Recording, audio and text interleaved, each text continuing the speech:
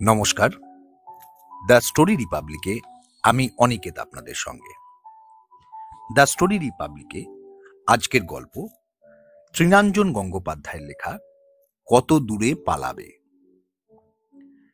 আগের গাড়িটাও বেরিয়ে গেল, আর অদ্ভুতভাবে আটকে গেল আমাদের গাড়িটা। ভাগ্য ভালো গাড়িটা এগোতে পারল না, না হলে সামনের দিকে আর ফুট দেড়েক চাকা গড়ালেই 5,500 ফুট নিচে গিয়ে পড়তো আমাদের টাটা কোয়ালিস।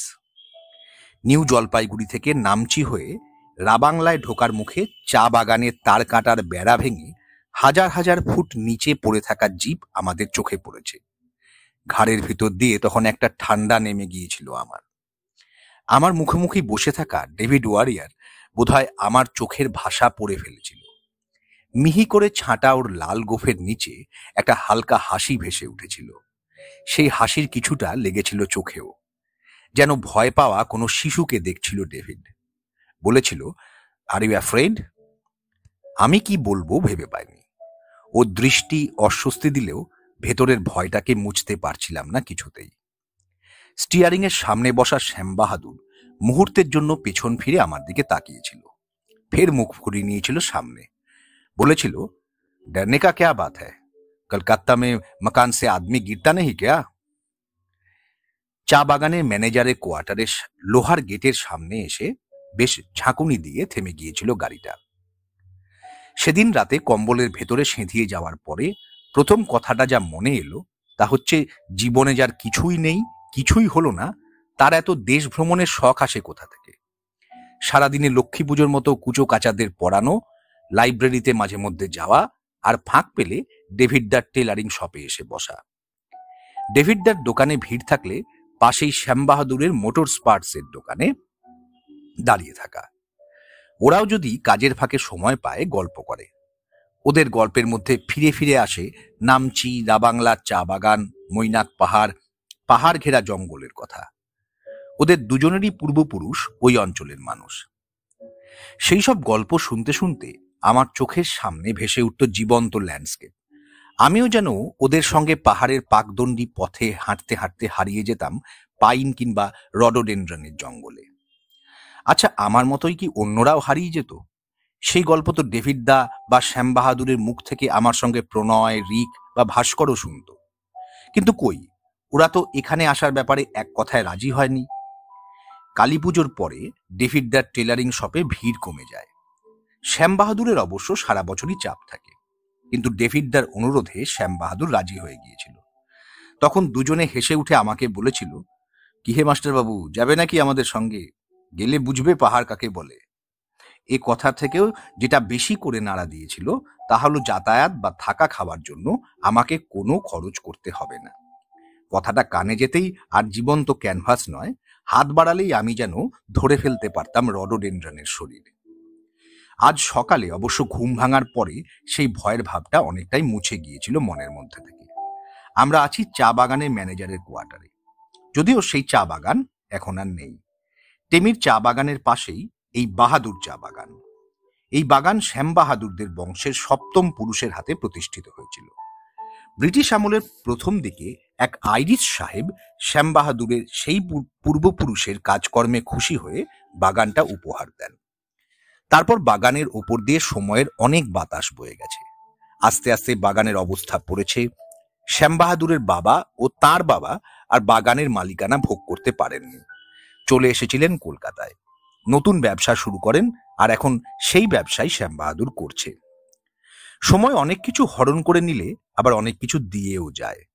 না হলে যে আইরিশ সাহেবের কাছ থেকে শ্যাম বাহাদুরের পূর্বপুরুষ বাগানটা উপহার পেয়েছিল, তারই বংশধর ডেভিড ওয়ারিয়ারকে শ্যাম বাহাদুর রিপন স্ট্রিটে ঠিক তার পাশের দোকানেই খুঁজে পাবে কেন? পুরনো সূত্র ওদের বন্ধুত্বকে গাঢ় থেকে গাঢ়তর করেছে। সময় সুযোগ হলেই তাই ওরাই চা বাগানে বেড়াতে চলে আসে। বাগানে কোনো কিছু না থাকলেও ম্যানেজারের কোয়ার্টার বাড়িটা কিন্তু ঠিক রয়েছে। দুজনে মিলেই এর রক্ষণাবেক্ষণ করে। আমার মুগ্ধ দৃষ্টির দিকে তাকিয়ে ডেভিডদা তখন বলে উঠেছিল, পাহাড়ে বেড়াতে এসে সৌন্দর্য হাঁ করে দেখলে চলবে? তারপর শ্যাম বাহাদুরের দিকে ফিরে বলেছিল, কোন দিকে যাওয়া যায় বলতো? শ্যাম বাহাদুর কয়েক মুহূর্ত ভেবে নিয়ে বলেছিল, ভালেদুঙ্গা যাই। ডেভিড দা বিরক্ত হয়ে বলল, তোর ওই ভালে দুঙ্গা, না হলে টেন্ডং। গতবারই তো ভালে দুঙ্গা গেলাম, তার থেকে চল লেগ সিপ থেকে ঘুরে আসি, অনেকদিন ওদিকটা যাওয়া হয়নি। মিনিট 15 মধ্যে আমাদের গাড়ি রওনা হয়ে গেল লেগ চিপের উদ্দেশ্যে। গাড়ি যত এগোচ্ছিল জায়গাটা সম্পর্কে একটা ধারণা হচ্ছিল ডেভিডদার কথা থেকে। রাবাংলা থেকে 25-26 কিলোমিটার যাওয়ার পথে রঙ্গিত নদীর তীরে লেগ শিপে পৌঁছবো আমরা। সেখানে নাকি গরম জলের একটা ঝর্ণা আছে। এই ঠান্ডার মধ্যে গরম জলের ঝর্ণা। মনের ভেতর কুলকুল করে একটা উত্তেজনার স্রোত বইতে শুরু করেছে। পাহাড়ের ঘোরানো পথে গাড়ি যত এগোচ্ছে চারপাশে জমাট সবুজে মোহিত হয়ে উঠছে আমার মন। কিন্তু রাবাংলা ছাড়িয়েই আমাদের গাড়ি হঠাৎ ব্রেক কষে দাঁড়িয়ে পড়ল। গাড়ির দীর্ঘ সারির পিছনে দাঁড়িয়ে পড়েছে আমাদের গাড়িটা।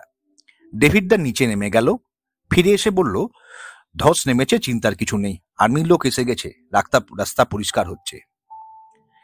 মিনিট 5 পরে দেখলাম অজগরের মতো গাড়ির লাইন একটু একটু করে নড়ছে। আর্মির লোকেরা পথের ধারে দাঁড়িয়ে ট্রাফিক কন্ট্রোল করছে। আমাদের আগের গাড়িটা এগিয়ে গেল। স্টার্ট দিল শ্যাম বাহাদুর। সবে চাকাটা গড়িয়েছে অমনি আর্মি অফিসার হাত তুলে থামিয়ে দিল আমাদের গাড়িটা। ড্রাইভারের সিট থেকে দাঁত মুখ খিচিয়ে নেমে পড়ল শ্যাম বাহাদুর। আর্মি অফিসারের সামনে গিয়ে জানতে চাইল কেন যেতে দেওয়া হলো না আমাদের গাড়িটাকে। আর্মি অফিসারের বক্তব্য, যত গাড়ি ছাড়া হয়েছে তার রালাংয়ের সীমানা না পেরোলে উল্টো দিকের গাড়িগুলো আসতে পারবে না। এই উত্তরে শুধু শ্যাম বাহাদুরই নয়, ডেভিড দাও শান্ত হতে পারল না। কাঁধ হাঁক তারা ঝাঁকিয়ে আর্মি অফিসারকে শাসাতে শুরু করলো।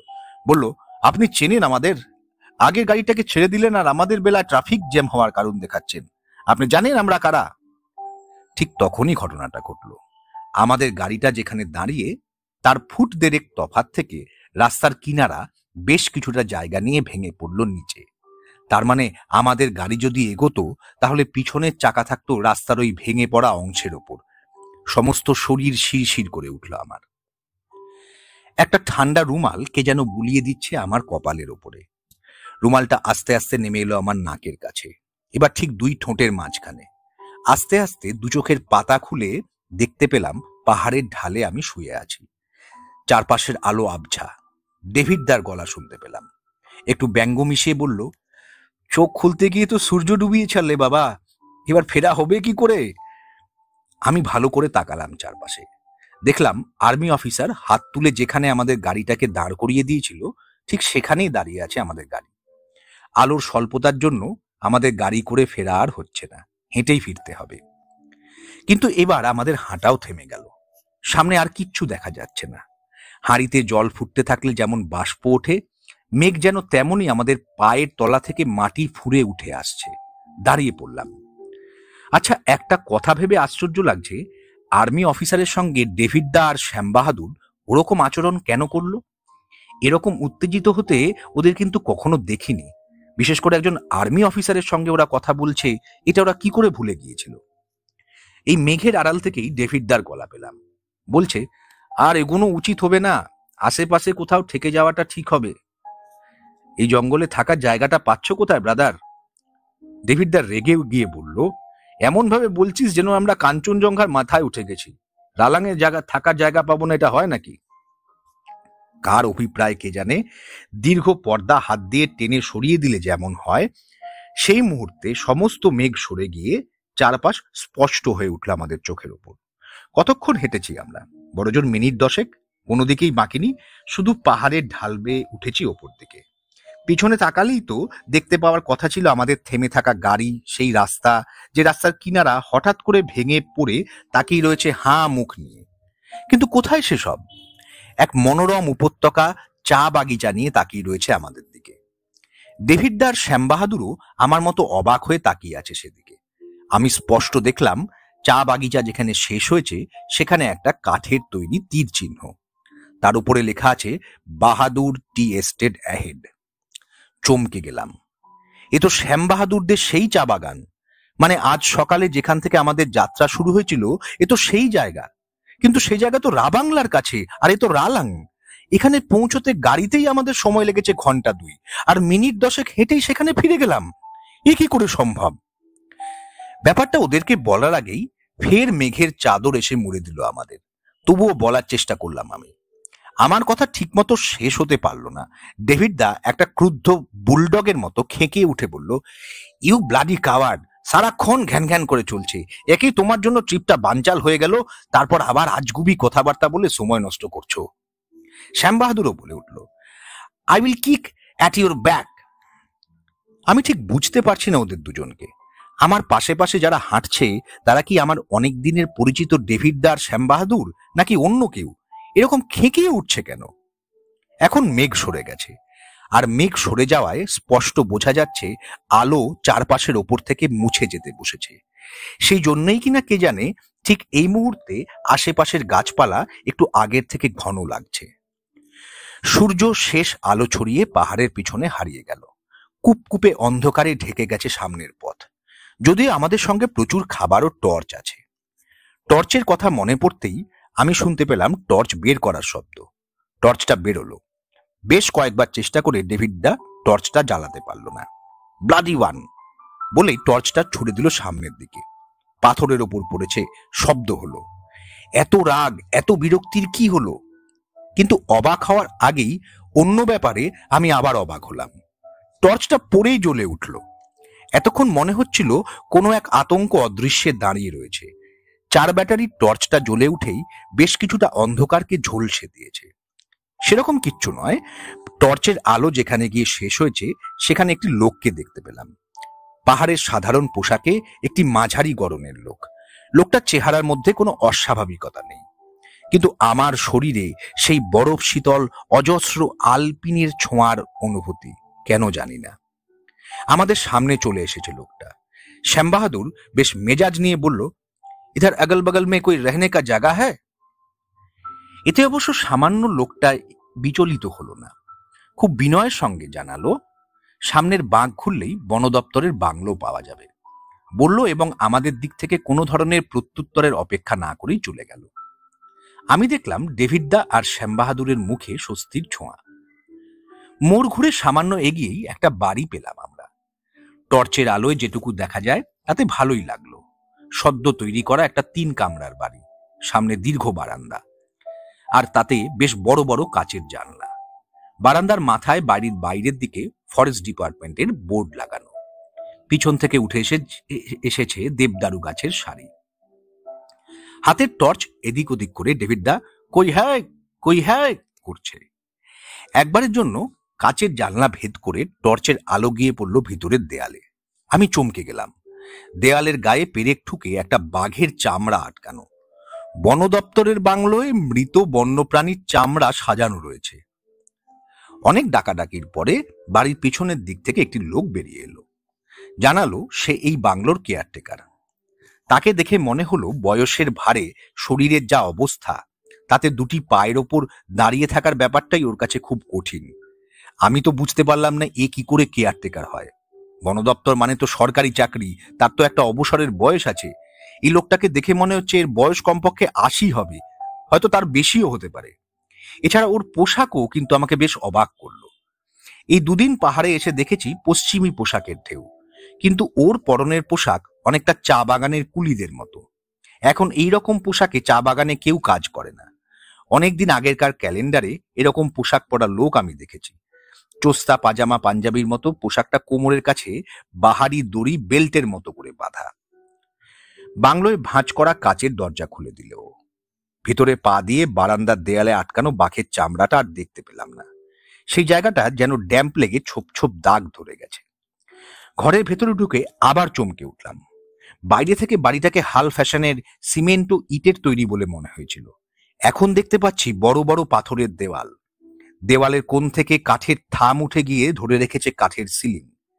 সেই সিলিংয়ে অসাধারণ কারুকার্য। ঘরের মেঝেও কাঠের, তার উপরে সুদৃশ্য বিশাল বিশাল সোফা। ফায়ার প্লেসের কিনারা ধরে ধাতব ফলক লাগানো রয়েছে, তাতে গুহাচিত্রের আদলে নানান ধরনের ছবি। ফায়ার প্লেসের ওপরে একটা অদ্ভুত আলো। ডেভিড দা আর শ্যাম বাহাদুর ধপ করে সোফার উপর নিজেদের শরীর ছেড়ে দিল। বন দপ্তরের বাংলো এমন 5 তারা হোটেলের ঘরের মতো হতে পারে না। এটা কি একবারও ওরা মনে ভাবছে না? ডেভিড দা বিশ্রী মেজাজি ঢঙে বুড়ো লোকটাকে চিকেন কাবাব করার অর্ডার দিল। উত্তরে লোকটা চুপ করে রয়েছে। ডেভিড দা ফের ধমক দিল, শ্যাম বাহাদুরও ধমকালো। এবার লোকটা যা বলল তার অর্থ জল, আগুন, এমনকি সামান্য মশলাপাতিও নেই এখানে। শ্যাম বাহাদুর বলল, আগার নেই হ্যাঁ তো লে আও। যে অতিবৃদ্ধ মানুষটার দিনের বেলাতেই পথ চলতে অসুবিধা, তাকে এত রাতে শ্যাম বাহাদুর বাজারে পাঠাতে চায়। আমাদের ব্যাগে তো পোটেটো চিপস, ঝুরি ভাজা, 2-3 রকমের বিস্কুট রয়েছে। একটা রাত চলে যাবে না, চিকেন কাবাবই চাই। কথাটা আমি জিজ্ঞেস না করে পারলাম না। শ্যাম বাহাদুর লোকটার সঙ্গে যেমন ধমকে কথা বলেছিল, ঠিক তেমনি আমার দিকে তাকে ধমকে উঠল, হ্যাঁ চিকেন কাবাবই চাই। ওর কথা পুরোপুরি শেষ হতে পারল না। ডেভিড দা বলে উঠল, হ্যাঁ এখনই চাই। আমি নীরব এবারে, লোকটিও তাই। বিরক্তি তাড়ানোর জন্য ডেভিড দা একটা সিগারেট আটকালো ঠোঁটে। ধরাতে যাবে, দেশলাইয়ের শিখাটা ফুঁ দিয়ে নিভিয়ে দিল লোকটা। বলল, খবরদার আগুন জ্বালিও না, এখানে বাতাসে পেট্রোল মিশে আছে, আগুন জ্বাললে বাতাসে আগুন ধরে যাবে। বাতাসে পেট্রোল মিশে আছে, কথাটার মানে কিছুই বুঝলাম না। জিজ্ঞেস করলাম, তাহলে ফায়ার প্লেসের ওপরে আলো জ্বলছে কি করে? ওটা আলো নয়, বাঘের চোখ। কথাটা শুনেই আমার শরীর কেঁপে গেল। শ্যাম বাহাদুর এই কথায় বিন্দুমাত্র ভয় পেল না, বরঞ্চ আরো রেগে গেল। হঠাৎ এগিয়ে গিয়ে বুড়োকে ঠাস করে একটা থাপ্পড় মেরে বলল, চিকেন কাবাব বানানে কে লিয়ে তু জায়গা কি নেই। জীর্ণ শরীর টাল খেয়ে পড়ে যাচ্ছিল, কিন্তু অন্ধকার থেকে কে যেন হাত বাড়িয়ে ওকে ধরে নিল। আমি দেখলাম ওর পাশে পাহাড়ের নিজস্ব পোশাকে এক বৃদ্ধ ভদ্রমহিলা দাঁড়িয়ে রয়েছেন। বয়স হলেও লোকটার মতো জীর্ণ শরীর নয়, শক্তপোক্ত। একগাল হেসে শ্যাম বাহাদুরকে বলল, মুঝকো বলিয়ে না ক্যা চাইয়ে, मैं ला देती हूं। শ্যাম বাহাদুর চোখে আগুন এনে বলল, তাহলে ও যে বলল এখানে কিচ্ছু নেই। বুড়ি হেসে যা বলল তার অর্থ এই রকম যে বুড়োর বয়স হওয়ায় কানে কিছুই শোনে না, কি শুনতে কি শুনেছে নিজেই জানে না। তারা শুধু চুপ করে বসুক, চিকেন কাবাব নিয়ে সে এক্ষুনি ফিরছে। বুড়ির এই কথাগুলো কিন্তু আমার স্বাভাবিক লাগলো না। কিন্তু দেখলাম ওর পায়ের কাছে একটা লোমশ কুকুর লেজ নাড়ছে। কুকুরটা দেখে এতক্ষণে একটু স্বস্তি পেলাম। শুনেছি মানুষ বুঝতে না পারলেও প্রাণীরা নাকি অশরীরী উপস্থিতি সহজেই বুঝে ফেলে। তার মানে এই মুহূর্তে যা ঘটছে সেগুলো সব স্বাভাবিক। বুড়ো বুড়ি আর কুকুরটা চলে যেতেই ডেভিড দা মদের বোতল বের করলো। ওরা যে মদ্যপান করে সেটা কিন্তু আমি এই মুহূর্তে জানলাম। দুবার গ্লাস ওঠানামার মাঝখানেই শ্যাম বাহাদুর বিরক্ত হয়ে পড়ল। ওদের সঙ্গে যেমন ধমকে কথা বলছিল তেমন ধমকে সুরে আমাকে গিয়ে বলল, যা গিয়ে দেখতো, এত দেরি করছে কেন? আমি ভয়ে সোফা থেকে উঠে পড়লাম। আজ ওদের যা মূর্তি দেখছি তাতে কখন কি হয়ে যায় কে জানে। কিন্তু ঘরের বাইরে আমাকে যেতে হলো না। দেখলাম বুড়ি এক বিশাল থালায় এক রাশ কাবাব নিয়ে এদিকে আসছে। বুড়ি ঘরের ভিতর পা দিতেই অদ্ভুত সুন্দর এক গন্ধে নাক ভরে গেল আমার। আমাদের পাড়া থেকে পার্ক স্ট্রিটের পাড়া খুব দূরে নয়। রাস্তা দিয়ে যাওয়ার সময় ওখানে আমি কাবাব ঝুলতে দেখেছি। 2-4 বার বড় রেস্তোরাঁতেও খেয়েছি, কিন্তু কাবাবে এরকম মনোরম ঘ্রাণ তো কখনো পাইনি। শ্যাম বাহাদুর একবার আমায় বলেছিল তার পূর্বপুরুষেরা এমন সুস্বাদু কাবাব খেতেন যে সে 2-3 দিন সেই গ্রাহান হাতে লেগে থাকতো। এ কি সেই রকম কাবাব নাকি? অথচ প্লেটের ওপর থেকে একটা তুলে নিয়ে সামান্য কামড় দিতেই আমার গা গুলিয়ে বমি পেয়ে গেল। বেলেঘাটার দিক থেকে শিয়ালদায় আসার সময় নীলরতন সরকার হাসপাতালের মর্গ থেকে একটা গন্ধ ভেসে আসে, এ ঠিক সেই গন্ধ। আর ডেভিডদার হাতের দিকে তাকাতে মনে হলো আমার শরীরের যাবতীয় রক্ত চামড়া ফেটে বেরিয়ে আসবে। ডেভিডদার হাতে যেটাকে এতক্ষণ মুরগির ঠ্যাং বলে মনে হচ্ছিল, স্পষ্ট দেখলাম সেটা মুরগির ঠ্যাং নয়, মানুষের আঙুল। আঙুলের মাথায় ঢ্যাবলা মাংসের মতো ঝুলে রয়েছে একটা কবজি। শ্যাম বাহাদুরের হাতেও তাই। শ্যাম বাহাদুর চিৎকার করে বুড়িকে বলল, এসব কি? বুড়ি একটুও দমল না, হেসে বলল, এখনই এত ভয় পাচ্ছেন কেন রুক বাহাদুর সাহেব? একদিন তো আপনিই বলেছিলেন খাবার যদি না থাকে তো নিজের হাত দুটো পুড়িয়ে লিয়ায়, ওই তো লায়া সাহেব। ডেভিড দা আর শ্যাম বাহাদুর মুহূর্তের মধ্যে সোফা ছেড়ে দাঁড়িয়ে পড়ল। বাতাসের গতিতে পৌঁছে গেল ঘরের দরজার সামনে। দরজা খুলে বারান্দায়। বুড়ি শ্যাম বাহাদুরকে রুক বাহাদুর বলে সম্বোধন করছে কেন বুঝতে পারছি না, কিন্তু এও বুঝলাম এখন এসব বুঝে কাজ নেই, আমাকেও পালাতে হবে।